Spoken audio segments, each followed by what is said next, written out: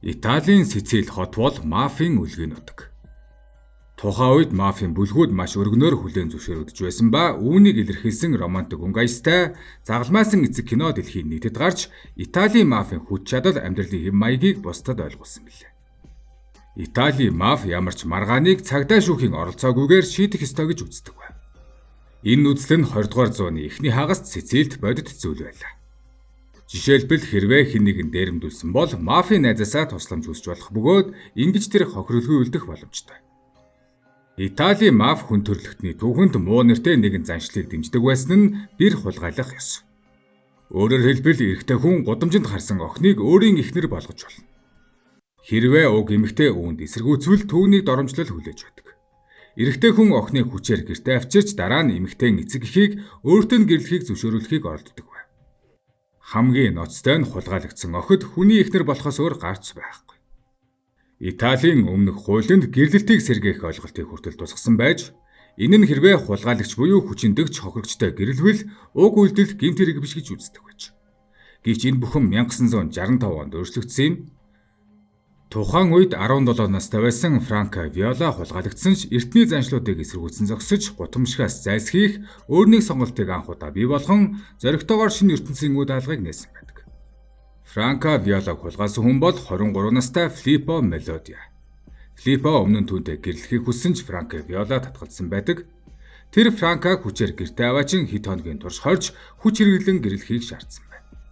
Тухайн үед эмэгтэйчүүд ийм байдалд орвол нэр төрөө хамгаалахын тулд хулгайлагчтайгаа гэрлэхээс өөр сонголтгүй байсан. Гэвч Франко эсэргүүцсэн. Энэ үйл явдал тухайн үеийн Италид жинхэнэ шуугиандэгдээж олон нийтийг хоёр хуваасан. Зарим нь түүнийг зоригтой эмэгтэй хэмээн магтаж байсан бол зарим нь уламжлалыг зөрчсөн хэмээн буруутгаж байв. Франкогийн хэрэг олон нийтийн анхаарлыг татаж Италийн хууль тогтоомжийг өөрчлөх үндэс суурийг тавьжээ. Эцэст нь гэрлэлтийг сэргээх гэх ойлголтыг 1981 онд бүрэн хүчингүй болгосон. Энэ бол Франко Виолагийн тэмцлийн үр дүн байв. Тэрээр ганцаараа тэмцсэн ч олон эмэгтэйд итгэл найдварын гэрэл асааж өгсөн билээ. Франко охин Италийн Сициль мужийн Алкомо хотын нэгэн фермерийн гэр бүл төрсөн. Тэд усан үзмийн талбай эрхэлж амьзуудаг хөрөнгө чинээд харуулхан айл байж, Франко үзэсгэлэнтэй өгөөмөр ааш цан сайтай охин байж. Түүнийг 15 настай байхад эцэг эх нь нутгийн мафийн зартай гишүүн хэрцгийгээр алдартай Винченцо Римигийн үеэлдүү Филиппотой гэрлэхийг зөвшөөрсөн байна. Гэвч гоо үзэсгэлэнтэй бардам Франкод мафийн гэр бүлийн хүү огтхонч таалагдаагүй тул шууд татгалзжээ. Гисэн ч сүү тавих ёслол аль хэдийн хийгдсэн байлаа. Гисэн ч Филиппо нэгэн хэрэгээр шалгагдж эхэлсэн бөгөөд ингэснээр хурим томсон ёсоор болох боломжгүй болсон байна. Филиппо хулгай хийсэн хэрэгт буруутгагдж мафтай холбоотой болох нь илэрсэн. Хуулийн шийтгэлээс зайлсхийхин тулд тэрээр Герман руу зүгтсэн байна. Франкогийн аав энэ бүхнийг бурхны хүсэл хэмээн хүлээн авч тэдний сүүн гэрээг цуцалсан байна. Харин хэдэн жилийн дараа Филиппо Италид иргэн ирж хулгайн хэрэгээрээ нэр төдий шоронд орсон ч гэр бүлийнхээ нөлөөгөөр удалгүй суллагджээ. Суллагдсны дараа Филиппо дахин Франкотой гэрлэхийг хүссэн боловч Франко маш ихээр эсэргүүцэж ааваасаа уйлан гуйж гэрэлтийн гэрээг сэргээхгүй тэр залуутай гэрлүүлэхгүй байхыг хүсжээ. Мэдээж охины гэр бүл мафийн гэр бүлийн хүчээс мэдээж айж байсан ч аав нь зоригтой шийдвэр гарган Филиппо хүүгийн саналыг нязаасан байна.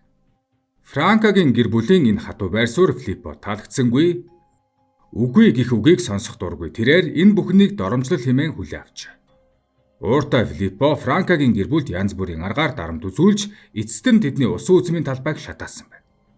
Гэсэн ч охины гэр бүл Филиппотой гэрлүүлэх шийдвэрээ өөрчлөөгүй. Ингээд Филиппо нутгийн бэр хулгайлах ёсыг ашиглахаар шийдэв. Хүч хэрэглэн бүсгүйг хулгайсны дараа тухайн үеийн хуулийн дагуу гэрлэлтийг сэргээх эрхийг ашиглана гэж тооцоосон байлаа.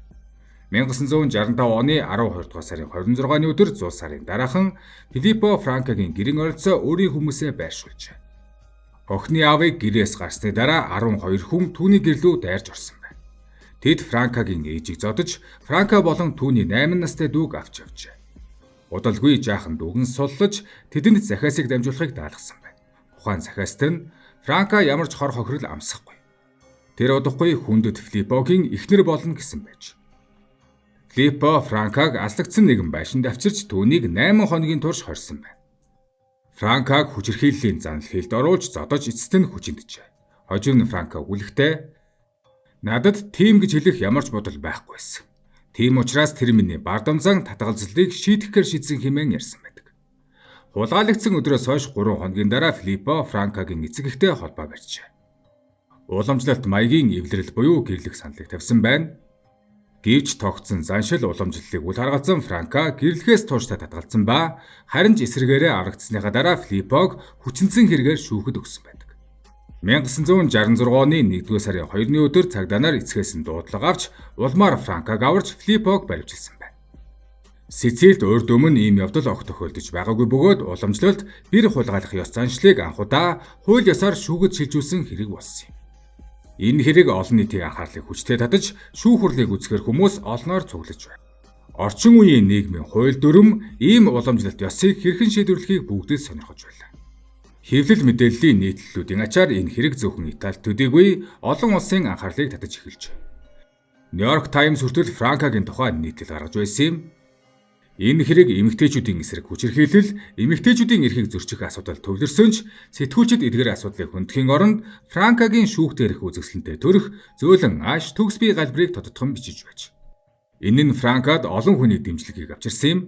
Шүүх танхимд Франка болсон явдлын шалтгаан үр дагаврыг нэгэнгүй ярьж, эмэгтэйчүүдийн эсрэг шудраг бус хандлагын эсрэг өөрийн байр суурийг зоригтойгоор илэрхийлжээ. Тэрээр бусад эмэгтэйчүүдэд хандан нэр төр, эрхээ хамгаалахаас бүү. Шудраг бус нийгмийн ур амьсгалыг эсэргүүцсэн тэмцэхийг уриалсан. Мөн тэрээр би түүнийг хайрладаггүй. Тиймээс би түүнтэй гэрлэхгүй хэмээн шүүхтээр чанга дуугар хийсэн нь олонний зүрх сэтгэлийг хөдөлгсөн билээ. Эцэст нь Франка ялалт байгуулсан юм.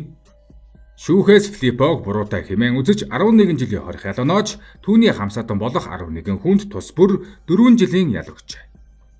Хүмүүс Франкагийн зоригт байдлыг ихэд шүтэн биширсэн ч уламжлалт ёс заншлаас гарахыг хүссэнгүй.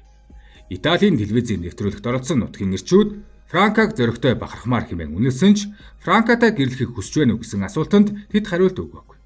Хинэн ч түүнийг ихнэрээ болгох хүсэлгүй байв. Франкагийн тэмцлийг олон эмэгтэйчүүд дэмжиж эрхээ хамгаалж байсан ч эмэгтэйчүүдийн эсрэг уламжлалт хандлагаас гарах нь тийм ч амархан байгаагүй. 1968 оны 12 дугаар сард 20 настай Франка Виола 25 настай найз залуу болох Жузеппе Руситэй гэрлэжээ. Олон нийтийн анхаарлыг татахаас зайлсхийхийн тулд хэвлэл мэдээлэлд хурбын талаар ямар нэг мэдээлэл өгөөгүй байна. Италийн ерөнхийлөгч Жузеппе Сарагат тэдэнд хурмын бэлэг болгон мөнгө илгээсэн бол тээврийн сайд Оскар Лужи Скалфаро шинэхэн хосуудад зориулан 1 сарын хугацаатай улсын бүх төмөр замаар үнгүй зорчих тасалбар бэлгэлжээ. Франка Виола нь 2025 оны байдлаар 77 настай бөгөөд одоо тэрээр Сицилийн Алкомо хотод амьдардаг. 2 хүү, 1 охинтой. Тэр хүчирхийллийн эсрэг тэмцэж эмэгтэйчүүдийн эрхийг хамгаалах үсээрээ Италийн түүхэнд нэрээ мөхөлсөн. Тэр зөвхөн Сицилийн уламжлалт ёс заншлыг эсэргүүцсэн төдийгүй бүхэл бүтэн нийгэмд хүлээн зөвшөөрөгдсөн тогтолцоог өөрчлөхөд чухал үүрэг гүйцэтгэсэн билээ.